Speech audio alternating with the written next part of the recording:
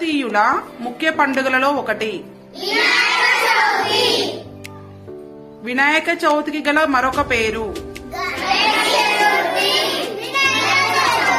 వినాయకుడు ఎవరి యొక్క కుమారుడు?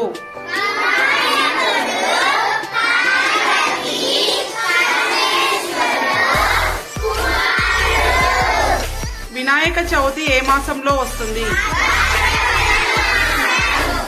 వినాయకుని బొమ్మను దేనితో చేస్తారు?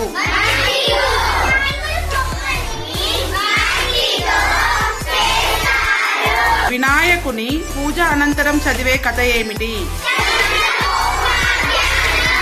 వినాయకుని మండపం దేనితో నిర్మిస్తారు? వినాయకుడు పుట్టిన తిథి ఏమిటి? వినాయకునికి గల మరొక పేరు.